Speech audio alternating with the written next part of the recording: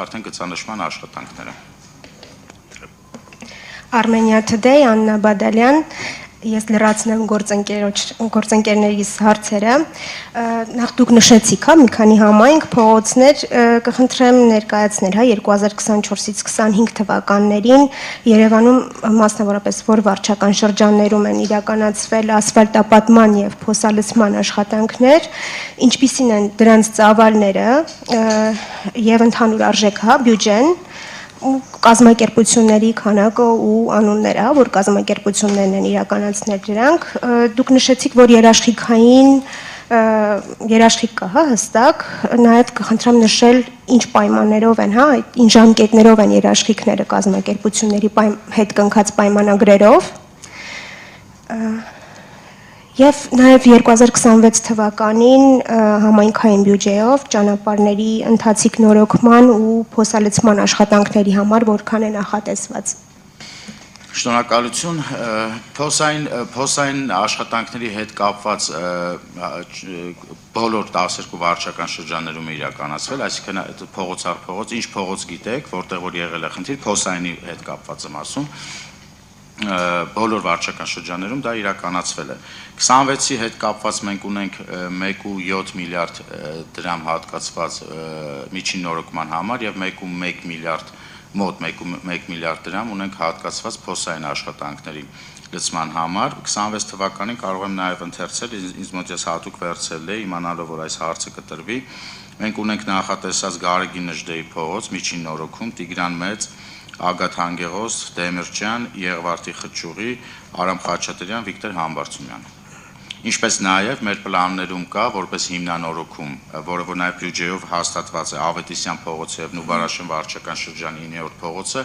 ինչպես նաև արդեն դեռ բյուջեով նախատեսված չէ, բայց արդեն քննարկումները եղել են, արդեն նախագիծը եւ ամբողջը կա Արինբերդի փողոցը, որը որ նախորդ տարի մենք խոսք ենք տվել մի շարք քաղաքացիների։ Սա 2026 թվականի պլաններն է,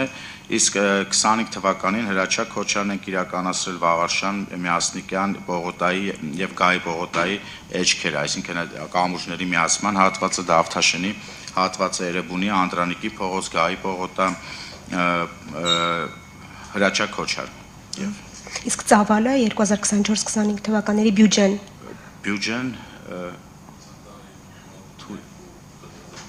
1.7-ի կարգերավորել նույն չափի թողեցի հետո ավելի մոտ էլի 1.7 միլիարդ։ Որտեւ այս տարվա բյուջեն քննարկելուց համարեցինք, որ քանի որ նախորդ տարում այդ բյուջեով ամբողջությամբ կարողացել ենք ավարտել, այս տարի նույնպես այդքան նախատեսենք, եթե հարկ կառաջանա հավելյալ լուծումներ տալու կամ հավելյալ փողոցներ կառաջանա, օրինակ ինչպես եղավ Արինբերդի քննարկումների արդյունքում պարզվեց, որ հիմնանորոգում հավելյալ բյուջե կնախատեսվի արդեն։ Շնորհակալություն։ Ընկերությունների անվանումները։ Անվանումները ճիշտ ասած ես չգիտեմ ընկերությունների անվանումները։ Իսկ երաշխիքների մասով։ Երաշխիքները 1 տարով են։ 1 տարով։ Տարբեր ընկերություններին կարող եք հարցում անել, մենք կտանք էլ ոչ մի գաղտնիք չկա։ Եվ մի լրացնող հարց, ճիշտ է դուք նշեցիք, որ դուք եք բացի, քաղաքացիներից հետևում ընթացակարգին, վերահսկողությանը, բայց կա արդյոք քաղաքապետարանում հստակ մեխանիզմ, որ մինչև ասֆալտապատումը, որակը վերահսկվի, ոչ թե խնդրի բացահայտումից նկատելուց հետո։ Տեսեք, կա այդ մեխանիզմը հետևյալն է, որ մեր տվյալ համապատասխան ինժեներները ամբողջ այդ ընթացքում, թե կտրման եւ թե այնուհետեւ ասֆալտապատման ընթացքում իրենք լինում են այդ հատվածներում։ Իրենք կանգնած հետևում են եւ խնդիրը նկատելուն պես արձագանքում են, բայց լինում են դեպքեր, որ նույն ինժեները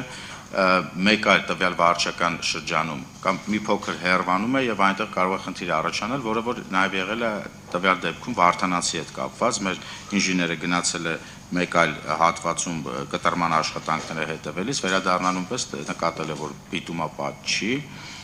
բիտումով լցված չի փոսը, որպեսզի ասֆալտապատվի եւ միանգամից արձագանքել է։